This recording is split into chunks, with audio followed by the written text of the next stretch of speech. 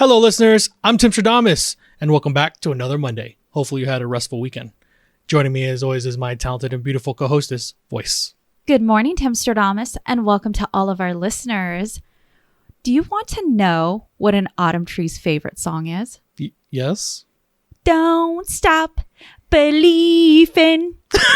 Believing.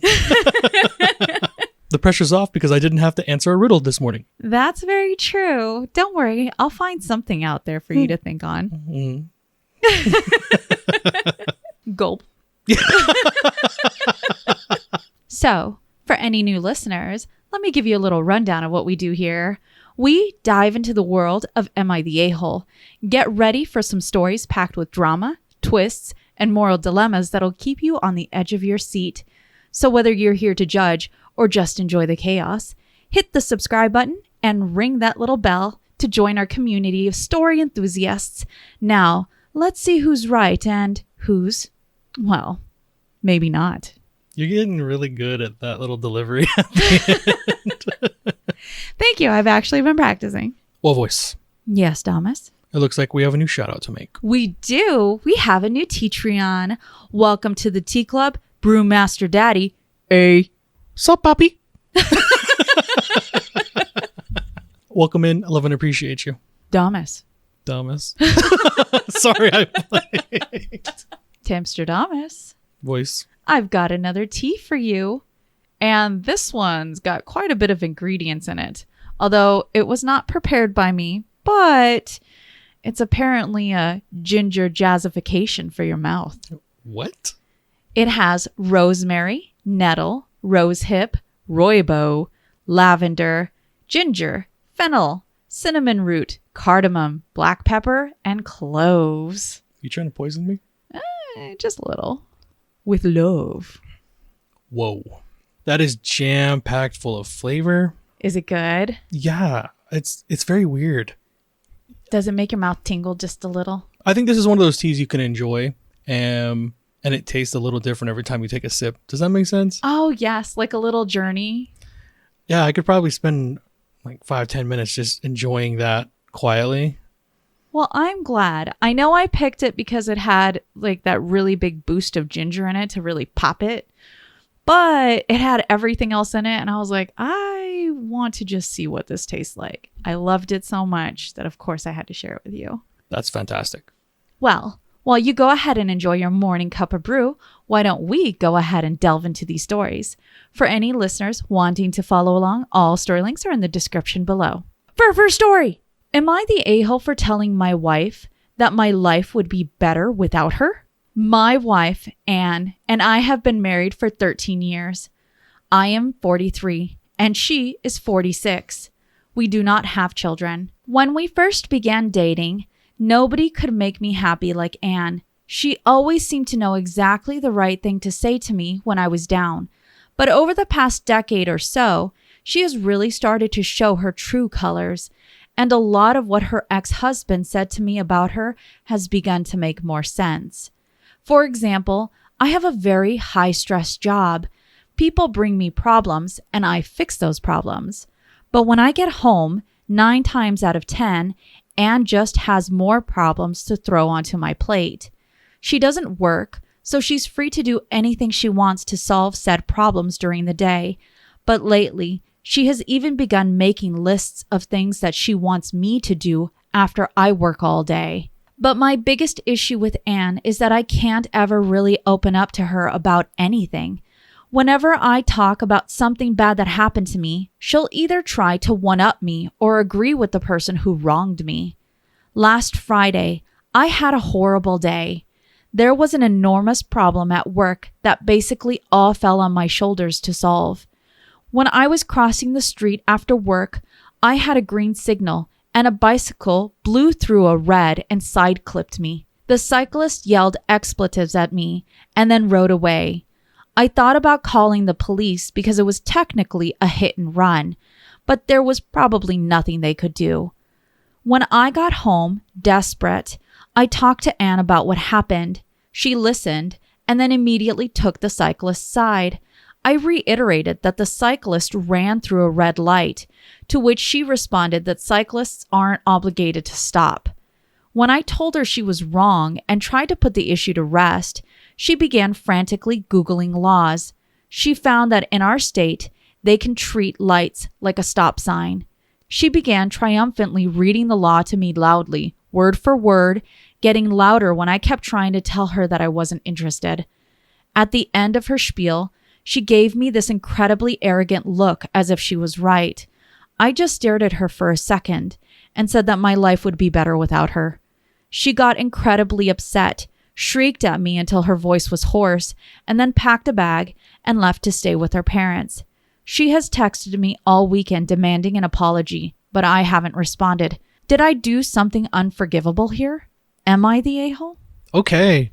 So there are many questions I have for this, and hopefully if there's updates or if they answered in the comments, they're able to kind of flesh that out for us. But I guess we'll start with this. ROP has been together with his wife for 13 years. Correct. Okay. And they have no children. None. So with that question being answered, he starts off the story with, now he believes what his wife's ex-husband has said about her.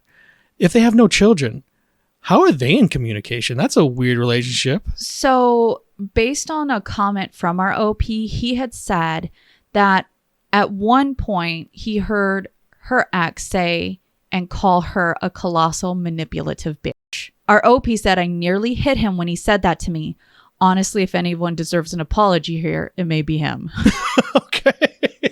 That's what I wanted to know. I wanted to figure out how he was able to come across that information, unless he was friends with his wife's ex. I have to wonder if maybe there was some mutual friends or they saw each other somewhere along the way. Regardless, our OP actually heard the ex say this. Okay. It's been a 13-year relationship. It sounds like this thing has eroded over time. They don't have good communication skills. At 43 and 46, I believe, are their ages. Correct. She's not supportive, and you can tell through their argument. Now, every state has different laws. This particular argument happened with a bicyclist not adhering to the laws. I guess they thought that just because they weren't in a motorized vehicle, that they could blow through a red light. You still have to adhere to the laws. The world does not revolve around you. You can create accidents by being negligent. Between car and cyclist, car wins. Yes. But as he's explaining this story, I'm not certain why, as a partner, you would sit there and try to be combative, especially when this is something that they had just walked through. I understand us learning the laws if you do make a mistake, but at least listening to the story first and being a calming presence for your partner in the middle of their turmoil of that story is a good place to start. Then after that, we can go, well, hey, this is how we can kind of avoid doing that stuff in the future because what you did was X, Y, and Z illegal, or it wasn't your right of way. Either way, I think for me, just to pitch in on this, there's a difference between telling your partner that something is not correct to just wanting to win that said point. Well, and that's what happened here was after not even after, in the middle of hearing the story, she wanted to make certain that she told her husband that he was wrong. And then she Googles the laws, and then for some reason she interprets it the way she does, even though she's actually wrong. I think for a lot of couples, they can kind of get into the rut that these guys are in because someone can get to the point where they're no longer listening to their partner. They just have to be right. And that's what led ROP to say what he did at the end. Does it make it right saying it to someone? If you're pushed into a corner where that's the result. Which is very mild compared to other arguments. Sure. Especially when you're talking about something that's been going on for a minute. Because I guess this is probably how they've been talking to each other for a while. I'm not certain what pushed that over the edge of their relationship. But normally you can trace it back to a couple incidences where someone now has, I guess, garnered that animosity towards you. But if that's the type of relationship you're in, you either need to go seek some help, right? Couples therapy is a good place to start with that. Or you can do what this gentleman has already proposed.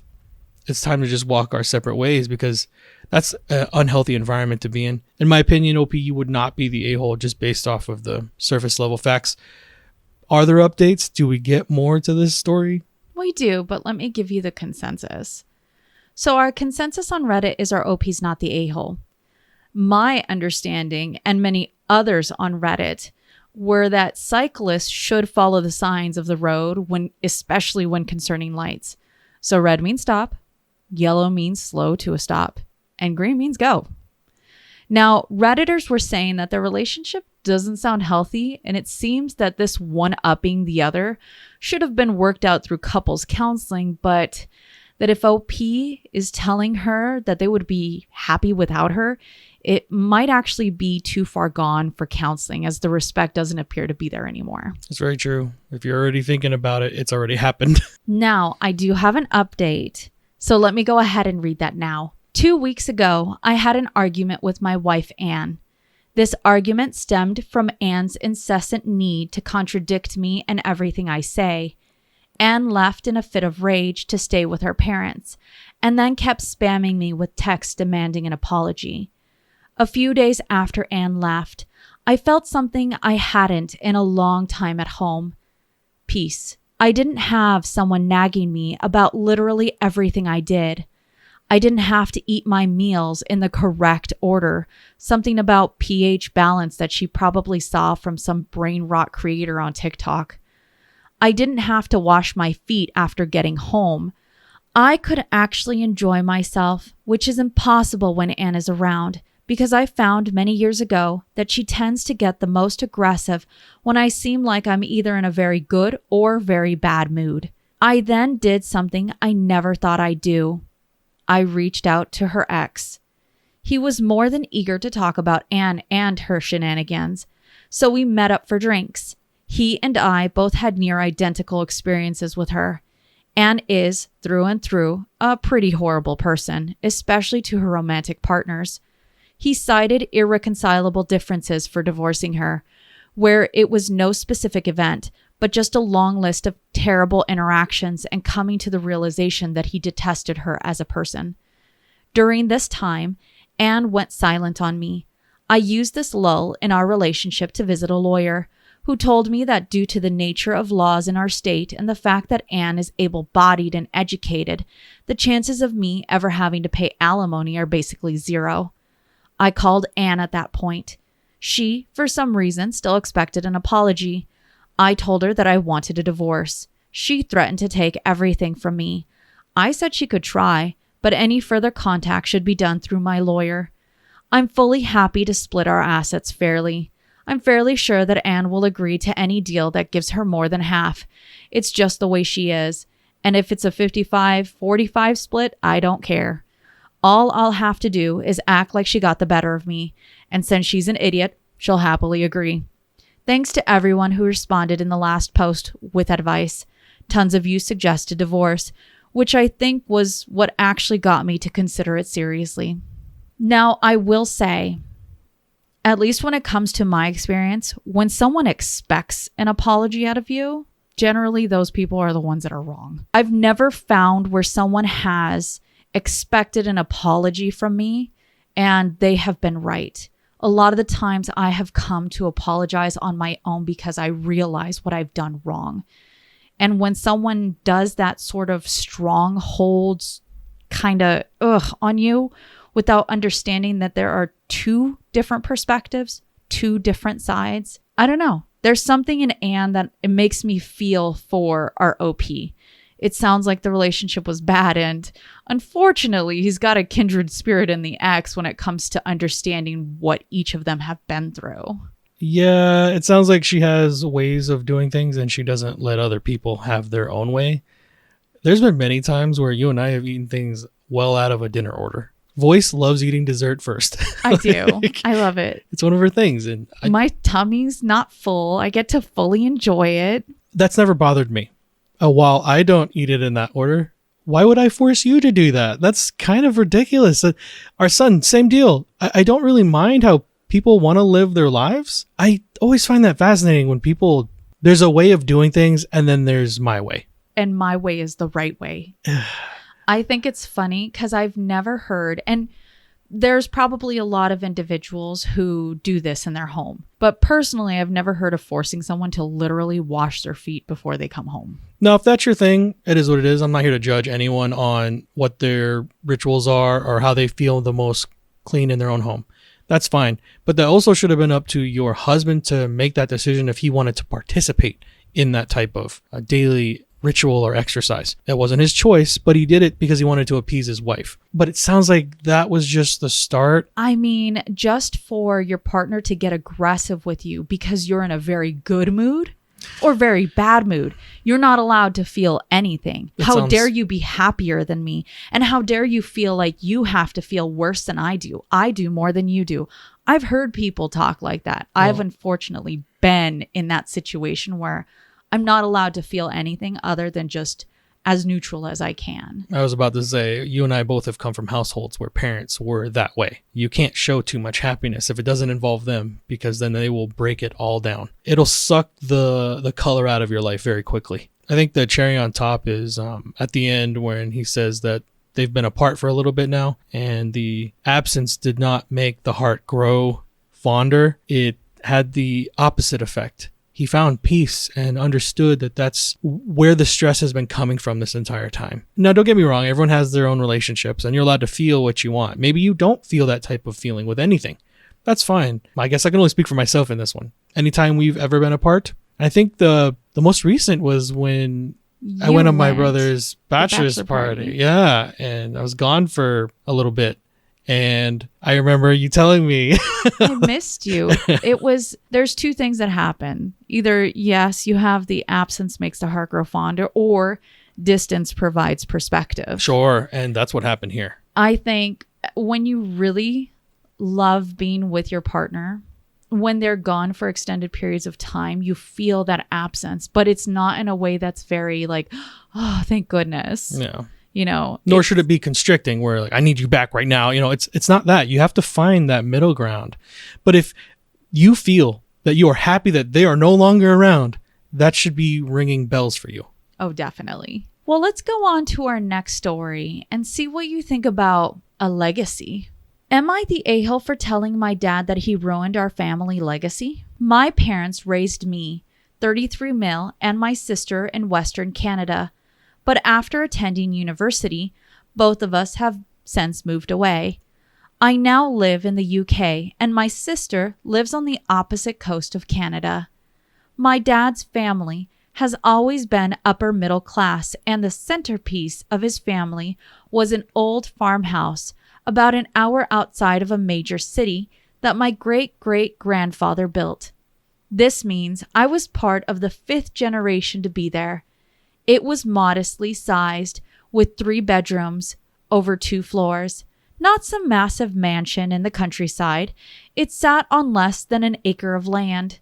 That being said, it's been the family meeting spot for literally generations. My grandparents lived there until they died.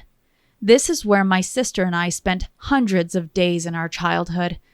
Although my dad's family wasn't excessively wealthy, there was always this idea of preserving something for the next generation to make life a bit easier.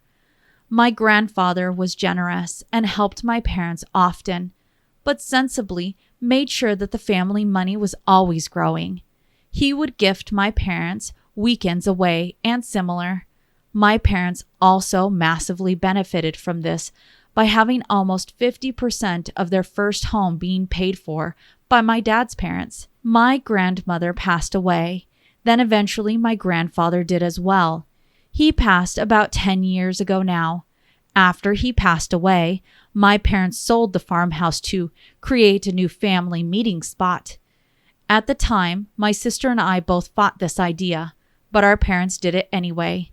If I had the funds, I would have bought it from them myself.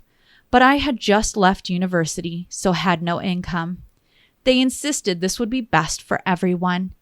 With the money from this sale, my father retired about 5 years early, and they bought a piece of land on a remote island in one of Canada's many lakes. It's 4 hours from the nearest airport and only accessible by boat, and only in the summer. There is no road access, and the lake partially freezes in the winter, which means you can't get there by boat. They built a cabin on this property, and it sleeps 4 people if you pull out the couch. They have been living at the cabin for the warm half of the year and freeloading at my aunt and uncle's house for the rest. My parents recently asked me for a loan of several $1,000s, which I don't have, to expand their cabin to sleep more people so that we could all be together at the cabin. This idea disgusts me. My father inherited money that had been well cared for literally generations through moderate use, and he's already blown through it less than 10 years later. Between this remote cabin and taking early retirement, he and my mom have managed to use it all and are now imposing on me to give them more money for a cabin that I will probably never use, as I live in the UK. Going to the old farmhouse was fine before because it was much closer to an airport, could fit us all, and was accessible year-round. We can't even use this cabin for Christmas. The way I see it, my parents have completely ruined our family legacy because of their greed, and they can't even see it. If I ever have kids, they will never get to experience all the family history at the farmhouse like I did. My sister has a kid on the way, and we've already discussed how sad we are that the kid will never get to see the house. The idea of helping the next generation has ended with my parents, and this seems selfish to me. I told my parents this, and they told me that I was entitled and selfish. I've had to work much harder to get where I am than my parents did. I have 2 degrees, have built my career over 3 continents, and have never taken money from my parents unless it was a gift for Christmas or my birthday. I paid my own way through university with summer jobs and student loans. My parents both worked simple jobs and never went to university. Neither of my parents advanced their careers and stayed on pretty entry-level positions. I now believe that they've purposely coasted through life because they knew they could afford it if they used the family money for retirement. Am I the a-hole? Edit for punctuation to add more context to the final paragraph. Oh my Lanta. Sounds like, you kind of, or they have, in this case, pigeonholed themselves into this situation and the reputation that they've built. That really sucks. If you've ever had a family that's had a place where you guys meet, or a home that's been in the family for a very long time. 5 generations. Can you imagine?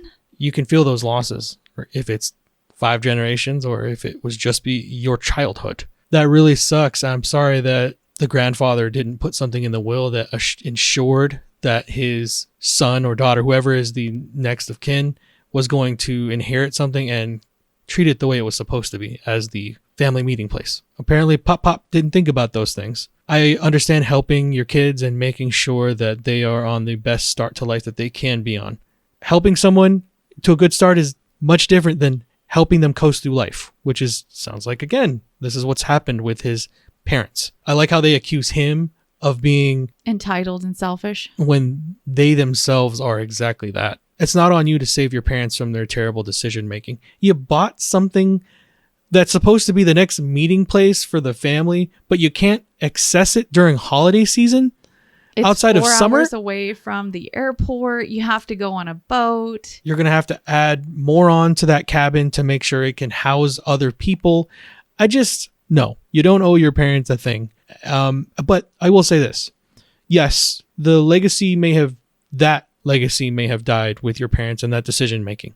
But a house is, at the end of the day, only a house. Your legacy, the way you treat people, the way they remember you, happens with you. Understand, you can rebuild all of those things with you and your sister and your family as you're growing in the future. Just because they are like that does not mean you and your sister have to live the rest of your lives feeling that way about your family and where you meet and the holidays and the memories you share. Your parents sound like the biggest dunces around as far as, when you got helped, yes, push that down the line, because there are a lot of folks that don't get that opportunity. And that sucks that they weren't able to see that. So in my opinion, OP, you are not the a-hole. The consensus on Reddit was our OP's not the a-hole. For Redditors, our OP has no obligations to help his parents, who haven't done anything to truly help themselves. In fact, one older Redditor said there was a subreddit called Aging Parents that for some is eye-opening when it comes to what others have had to shoulder. Now, for me, in my perspective, this is just a very sad story on, unfortunately, entitled and very selfish people who, yes, essentially want to coast through life. Would it be nice if all of us could coast through life? I think that would be a little bit. Now, to have such history taken away, where you know that future generations aren't going to get to see it or experience it anymore, is honestly very sad. And looking through a lot of the comments, there's something that I've learned, at least in the comment section, that I've never heard before. And it's called the sandwich generation. Have you heard that term? Yes, I have. Now, just to clarify to any listeners who didn't know, like I didn't know, it's a term used to describe adults who are simultaneously caring for both children and aging parents. And I can't even imagine the stress of this, just the financial burdens to try and hold up both children and older adults. I can imagine would feel as if it's a ball and chain. It can get that way. And it does feel, I mean, a lot of people are in that situation now. A lot of parents that, you know, you had 2008, the housing crisis, and we're rolling into what happened with COVID. And like, there's so many people that had to take out everything, that lost everything just to make ends meet for them and their kids. And the only plan was, for them anyway, hopefully my kids will do that for me. But then your kids are trying to have kids. And then it just becomes this big ball of frustration and anger because, yes, it can feel like a prison. Our OP was very candid in a lot of comments. They said one of the reasons why they put so much detail out there on how they view their parents and the experiences that they've had, because while his parents received help from their grandfather, OP never experienced any kind of financial help from his own parents, not through anything, whether it was going through a university, whether it was going through any type of hardship. It doesn't sound like his parents actually reached out to assist in any way. And when you start building that in your relationship between your kids or with your parents, you can't blame anyone other than yourselves for not making sure that your relationship is healthy. At the end, this only exists because the parents had self-inflicted these wounds. He said it. They retired 5 years early. Now, if you can, amazing. Good for you. But they did it off the backs of the inheritance, the windfall from selling the family legacy home. That's not your hard work that did that. You didn't respect how it was gotten. And then it turned into this, where now they're thinking that they're owed more money from other people. Now they're trying to get it from their kid. At the end, I still stand by what I said. Create the legacy within your family, starting with you. It doesn't end just because your parents are foolish. I agree. Well, let's go to our next story and see what you think about ordering takeout nonstop. Yes, please. Am I the a-hole for completely cutting my wife off from our finances because she wouldn't stop ordering takeout? I am 41 years old and male. My wife is 39 years old. My wife doesn't work due to a minor disability. It's not as if she cannot work, but she complains of discomfort and exhaustion all the time. The discussion over her working basically ended 5 years ago, and I have completely given up on the prospect of her ever having a job again. Seeing as she doesn't even come close to qualifying for disability and brings in no income, we currently live entirely off my salary. I do not mind financially supporting her, but my wife's spending habits have gradually become more and more reckless. It began with her ordering takeout twice a week, and then that escalated into 3 times a week. And now she's ordering takeout nearly every day. This is all despite our fridge being stocked constantly. I do the shopping, and I make sure to even keep our freezer full of things she would only have to microwave. Last month was a particularly heavy one for her. She spent $1,176 on delivery apps alone. We cannot afford this. There were several days that she ordered twice. I may have reacted harshly, but on Friday, I pulled money out of our savings, completely paid off the card, and then canceled it. I then removed all the money from our joint account and funneled it into my own account. Apparently, my wife learned this when she tried to order takeout. She tried to call the company, who explained the card had been canceled. She texted me asking what had happened, and I responded that she was cut off. Well, when I walked in the door that evening, my wife was lying on the floor dramatically saying that she had low blood sugar. I told her she could eat any of the food we have in our fridge or freezer. I also noticed that she took the garbage out, probably for the first time in a decade. I'm surprised she even knew where the outdoor bin was. I can only assume she was disposing of the evidence of what she ate, as she was pretending to have not eaten. But I honestly don't care enough to dig through the garbage to find it. She was furious at me all weekend. Was what I did over the top? Am I the a-hole? What the spicy meatball? Of takeout. I think all of us kind of get into fast food ruts, depending on your tastes and where you're at in your life anyway. I know for us when we were younger, we would indulge a little bit more than we should in just random out food, highly processed junk. To our own detriment, yes. You know. I would stretch that dollar though. Yeah, we learned. But depending on what you do in life and what your situations are, some people can get away with that type of thing. We did.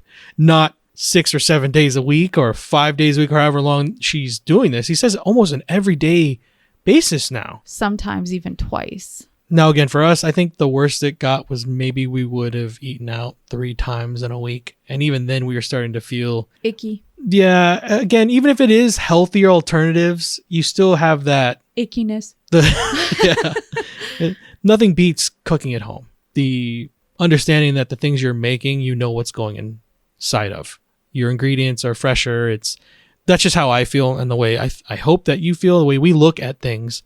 Oh, definitely. Where now is we'll maybe treat ourselves out maybe once a week. We try to make sure we have good habits so we don't do the whole eating out and making that be a normal thing. Now, if that's what you do, no shame. That's how you want to live your life. You're allowed to do those things. I'm not here to be your dad. But in this situation, especially in this climate today, there's almost nothing worse outside of cheating in my mind than being financially irresponsible in a household. You're adding on years of debt. You not pitching in and doing your part. I understand here, he says his wife is disabled. He says minorly disabled, so I don't know what that means. Apparently it's disabled. It sounds like it's more disabled to her, but not disabled enough for them to get any type of aid. Again, I don't know what we're dealing with, but if we're going to go based off what he said, it sounds like his wife just doesn't want to work at that point. That's how I feel as well. If you're not going to do that, and if it's an agreement that you've had within your household that one of you isn't going to work, and that's just what we've all accepted, it still behooves you to make sure you're not making life harder. You're at home. If you're not working, why aren't we figuring out ways to stretch the dollar, cook at home, keep you active? Right? There's so many things. He makes that joke at the end where he's like, I'm shocked she even threw away the garbage can because she hasn't thrown the garbage away in a decade. But more than likely, it's probably to hide her evidence. He has a very low opinion of his wife. And I think they definitely need to go seek some couples counseling. She might need to go have solo sessions as well. I think what your wife might be dealing with is maybe we're talking about addiction to the highly processed foods, because that is something that doesn't get talked about a whole lot, but that is truly an addiction for a lot of folks. And then on top of that, you might be dealing with some form of depression. You don't eat like that, and you don't have those type of habits where you're willing to push past, because I know they've had that conversation several times. I want to ask a question. Do they have kids? Because I know they're in their 40s now. It doesn't sound like they do. They're very fortunate then, because I don't know how many people can squander away $1,000+ a month on fast food and still have their fridge stocked with groceries. Most of the time it's one or the other. That would be so disheartening to go to the extent that he had to, that we've had conversations. Please stop eating out. Please, we need to save something. You had to cut the card, pay off the bill, and then make sure she doesn't spend anymore. If you have to treat your partner as a child, they're not your partner. And that's more mental tax on you at the end of the day. Because the truth is they're going to find a way to do it. If that's opening up a card and putting things on a card that you don't know about, don't believe that just because you stop them, that they're going to stop. You're not the a-hole. You both need to go get into counseling though, because you treating your wife as a child will only make things 10 times worse. The consensus on Reddit is our OP's not the a-hole. Many Redditors were floored at the amount of money that was spent in just 1 month for just the delivery app.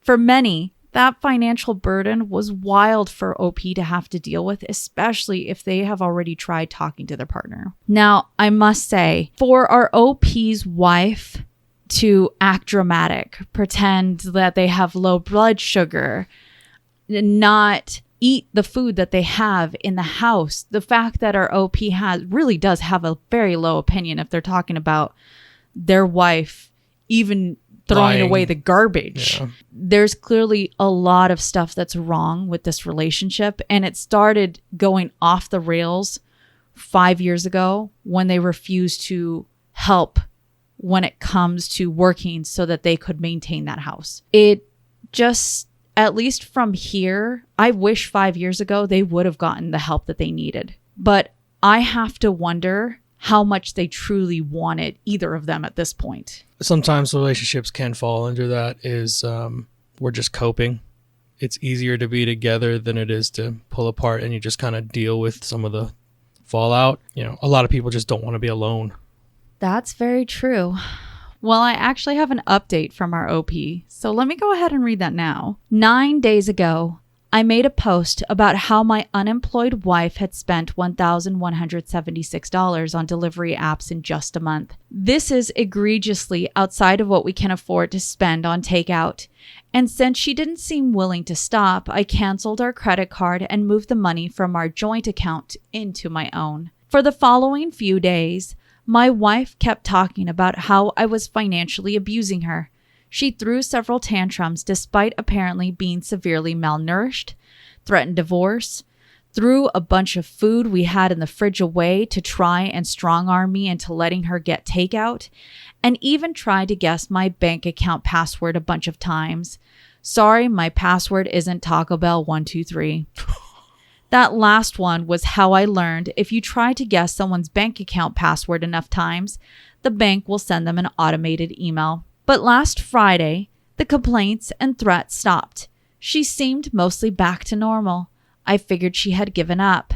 That was until today, which was garbage day, when I took the last bag out before taking the bin down to the curb. I discovered 6 fast food bags and other takeout containers in it. My wife wasn't supposed to have access to money. I have no idea how she was affording the food. I confronted her about it, and first she denied everything. I had to bring all of her fast food garbage in to get her to fess up. She had taken out a loan. Now, I thought that she had borrowed money from a friend or family member, but she had taken out one of those predatory payday loans. Before you ask, no, I have no idea how she was approved. Within the next hour, I froze my credit. I then drove her to the payday loan place where I paid the loan off in cash. I will now have to dip further into my savings to pay the rent. I suppose in a certain way, cutting her off was successful. She didn't order takeout anymore. She just drove to the restaurants to pick up her food for the low price of $20 for every $100 she borrowed, or $60 in fees in total. In addition, I told her that we would be getting a divorce. So yeah, my marriage is over. I don't even know what alimony laws in my state are like, but I assume she'll happily live in a cardboard box under a bridge if Uber Eats will bring her food there. Jeez. Now, I will say our OP 100% sounds so resentful. Sure. I can understand where they would find that resentment when you have someone who has forced you into such a corner. I hope that OP doesn't get twisted around and allow that resentment to actually grow in them as a person. Get into counseling. Everyone needs some time to heal from bad relationships, and I hope for his wife she goes and gets the help she needs too. There's something going on there. When you cut adults off from things, they don't just, especially when there's underlying things going on, they don't just give up on something. Oh no, they find another way. She found another way, and he did her a solid because he ended up going and paying that loan off. Those things are so predatorial. you'll be stuck under that for the rest of your life, especially if you're not working and you haven't been for 5 years. So for your wife, or at this point, soon to be ex-wife, to play those type of games with your guys' financial future and security, truly, I hope that they both get the help they need going forward in their lives. I agree. Well, let's go on to our last story of the day, and I figured I'd end us off on a job interview. Accidentally laughed in a job interviewer's face today at their terrible offer. Applied for a job advertised as full-time, full benefits upon a start, no salary listed. Don't want to say exactly what, but it involves inventory. The job was advertised as full-time, but turns out they can't guarantee hours. So 1 week could be 0 and the next could be 50, according to her. $16 an hour. You had to travel throughout the state using your own vehicle. You aren't paid while you drive. They consider it like a commute. Here's the part where I laughed. While at different locations, you have to stay overnight in a hotel they choose, which they pay for. All right, I can deal with shitty hotels. But you have to share the room with a stranger. Yeah, insane. Sure, they would be another employee, but as I said, you travel all over the state. Could be anyone from anywhere. I didn't mean to just burst out laughing. When she looked at me confused, I just laughed and said, "That's awful. People actually do that?" She was upset. Asked rather curtly if I would like to continue the interview, and I said, "God, no," and hung up. I'm not getting assaulted in a shitty hotel for $16 an hour and 0 hours. There should be laws against damn near everything they're doing. Absolutely insane. Edit to everyone saying that travel without pay is illegal. It is not in my state. Federal laws specify travel time must be paid from work site to work site. Since I would be leaving from home and driving to a site to work, this would not qualify. It would be like driving to work, I think. Edit 2, it was a Zoom call. How terrible. Look, the travel part, it is what it is. There's a lot of people that drive terrible hours. Like, we know someone that was commuting 4 hours a day to and from the work site. Oh, yes. Every day to just do work. So, which is crazy. It's 8 hours of travel. But they did it for a minute. So everyone has to deal with their own things. I think the whole story stops for me, though, when you're telling someone, by the way, you're going to be sharing a room with some random person when you're out doing the rounds. No, thank you. Unacceptable. You're putting someone's safety.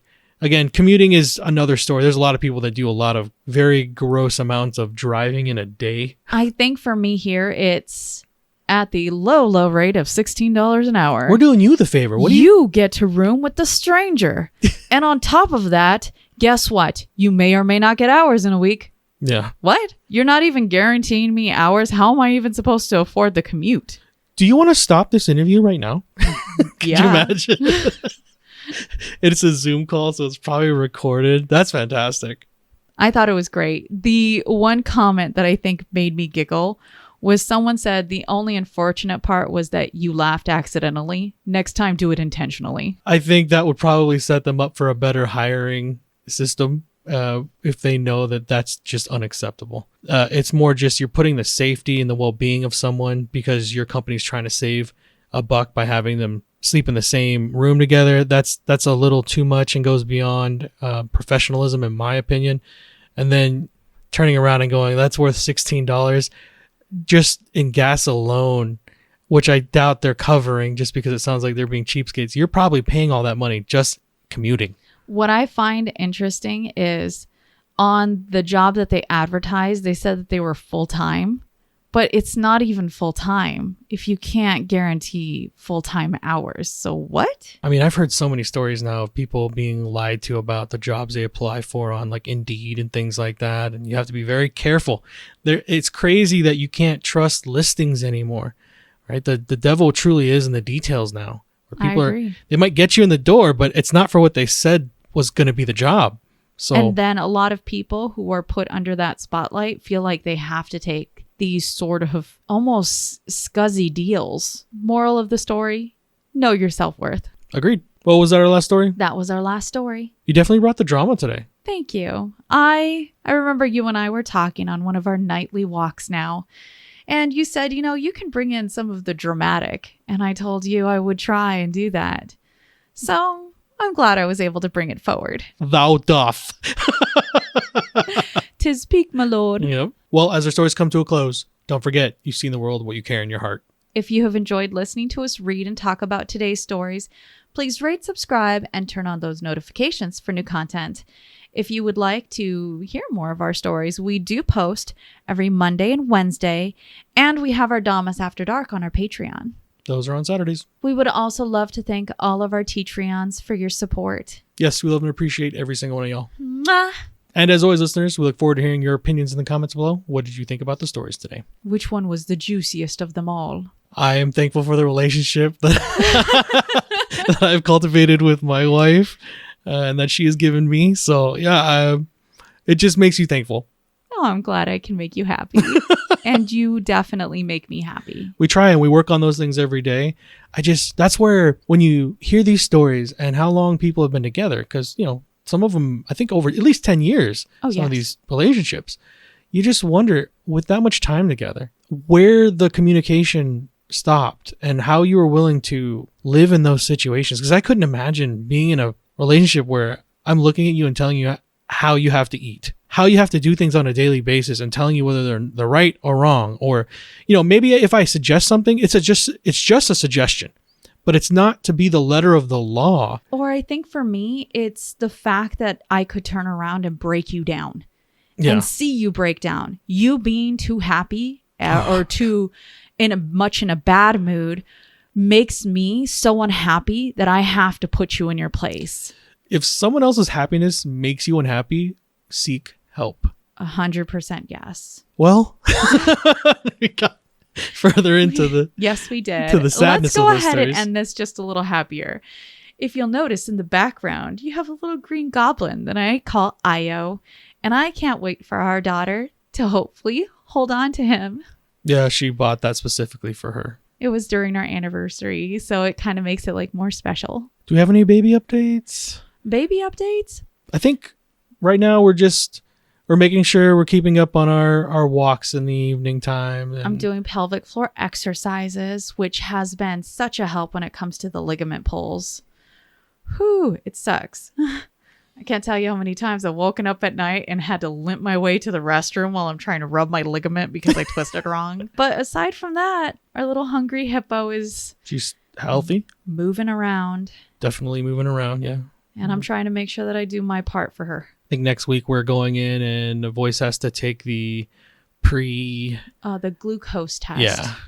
So she gets to drink this nice bottle of orange. Almost sun-kissed. Yeah. Uncarbonated sun-kissed. Yeah, I look forward to it. I'm just nervous about the test. It'll go great. And remember, if you post it, maybe we'll see it on the internet. I know which movie we should watch. We actually missed it during the October month. What is that? Dun-dun-dun-dun.